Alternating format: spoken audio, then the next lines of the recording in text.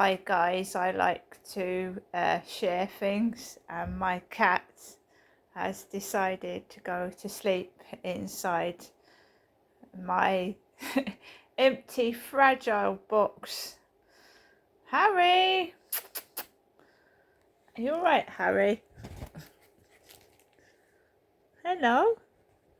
You nice and comfortable in there? I've just come back from taking my dog Max out for a walk, and Harry's decided to go to sleep inside the fragile box, which is so cute.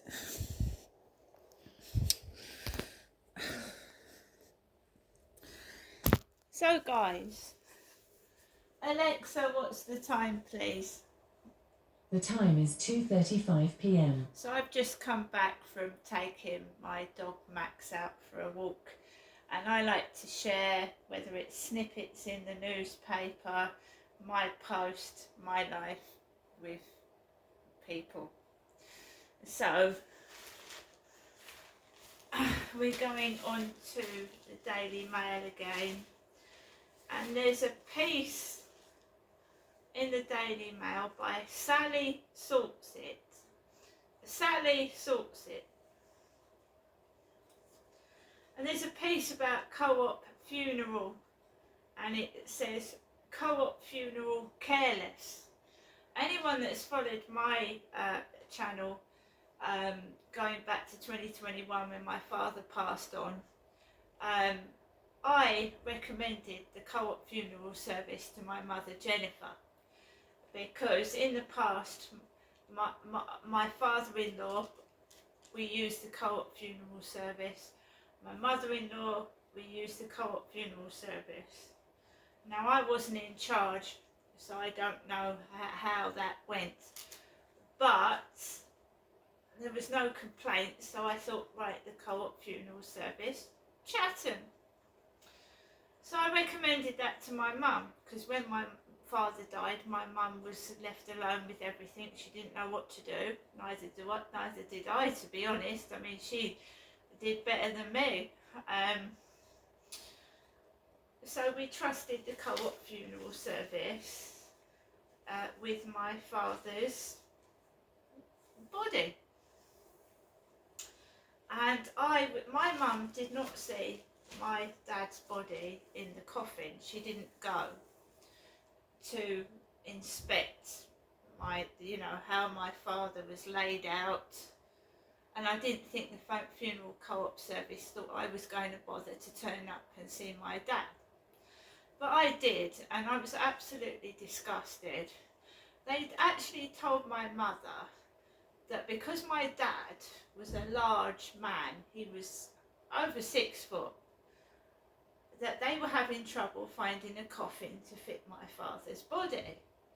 And they told my mum that they were ordering a coffin that would fit my dad's body in it. When I went to inspect my father's body, they had his legs were bent inwards to fit inside a small coffin. The coffin was cheap plastic and it was tacky.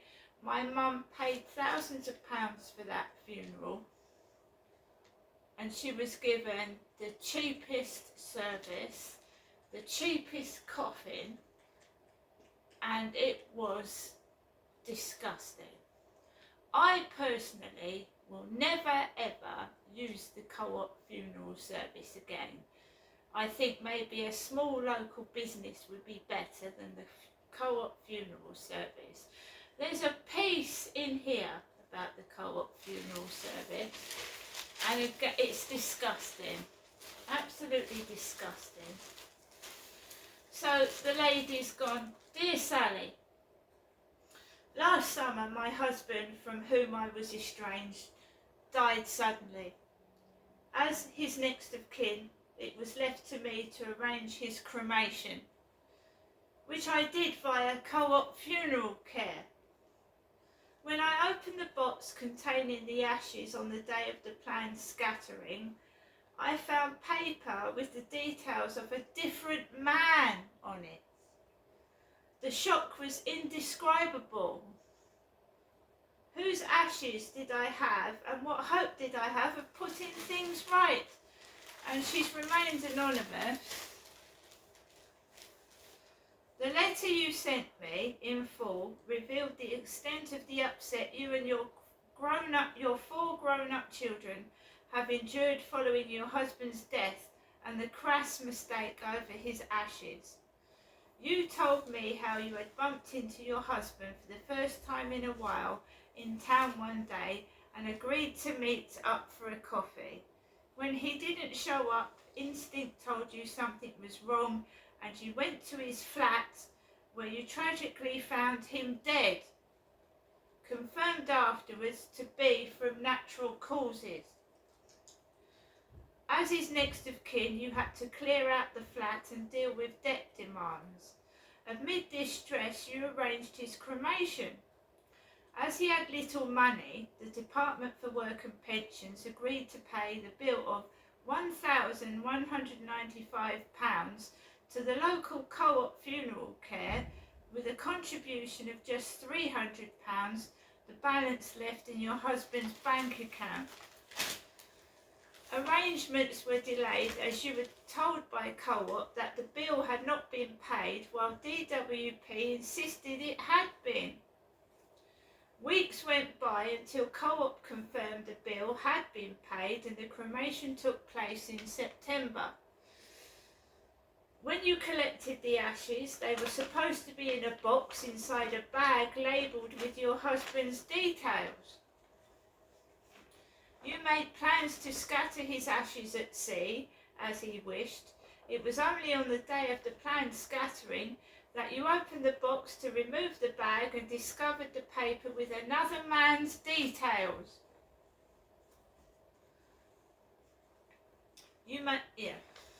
After a string of calls and texts to co-op, you asked for a letter confirming whose ashes you had. The branch manager, you said, refused to accept liability and requested you bring back the ashes in person. This involved a 120-mile round trip by car. Staff took the piece of paper with the other man's details and informed you the ashes you received were your husband's. Unconvinced, you left, asking for this confirmation to be put in writing. Sometimes later you received a letter, unsigned and undated, offering £200 compensation. You were furious and felt unable to scatter the ashes until you had more certainty. By the time we spoke, you had initiated a complaint via the National Association of Funeral Directors, NAFD, which runs an impartial complaint service.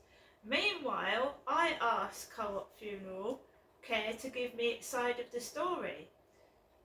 It said the ashes you received were certainly the correct ones, and that an administrative blunder was to blame for the wrong piece of paper landing up inside the box. A spokesman said, "We have robust procedures in place for the identification, care and return of ashes. A thorough investigation has been carried out, and from this we have assured your reader that the ashes she received were those of her late husband."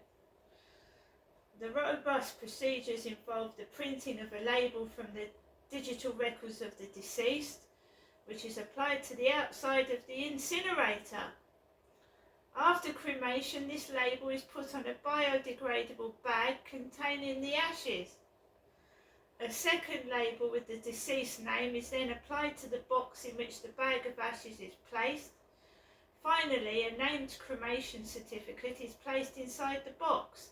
Co-op said it logs ashes when they are received, and a further label is generated, which is placed inside the box and only removed once the ashes are collected.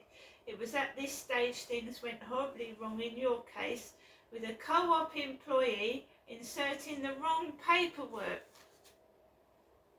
The spokesman said due to an administrative error, a label was incorrectly placed inside the box containing her husband's ashes. We are extremely sorry for the distress this has caused. Nevertheless, Co-op insisted that the box of ashes contained the 3 identifying labels with your husband's name. It added that as you had requested the return of any metals from your husband's body and the coffin, these were provided in a separate bag in the box, marked with his name and cremation number. You remain unhappy even after the findings of the NAFD Dispute Resolution Service accepted Co-op's explanation. However, for the sake of your mental health, you have now decided 6 months after your husband's death and following my intervention to settle. Co-op came back with an offer of £750 compensation, which you have accepted. You are now planning to scatter the ashes. I understand why you feel unsettled. There can be no absolute proof of the ashes are his. DNA testing would not help, as it will have been destroyed by the heat of the cremation. Many bereaved families will be concerned about this story, and like me, hoping the funeral industry is doing the maximum to avoid such mix-ups happening. It may be small consolation, but Co-op confirmed that retraining and education have been carried out to ensure all necessary lessons have been learned. So they wouldn't have been able to tell her if they were his ashes, because the DNA wouldn't show up, because it was all burnt. Disgusting. That mistake should never have been made in the first place. I personally will never ever use Co-op funeral care. It's just a body amongst loads of bodies. There's no care. And I'm sure it's not just the Co-op funeral service either. I don't think they expect people to come and visit the body, because it didn't look like my dad in the coffin. It was horrible. And if my dad was as badly composed in the face as he was, they should have advised me not to go and visit the body. And I found that there was mainly women, and you know, you should have a sombre look in a funeral place, and they just come across as giggling women, and which didn't come across as very professional at all. It wasn't my place to complain, because my mother said that she was satisfied. She said that she was satisfied with the Co-op funeral service. I personally wasn't, and it wasn't my place to complain. But they did not get a coffin to fit my dad's body, even though my mum paid thousands of pounds for that funeral, for that coffin. They bent his legs to fit the coffin. It was disgusting.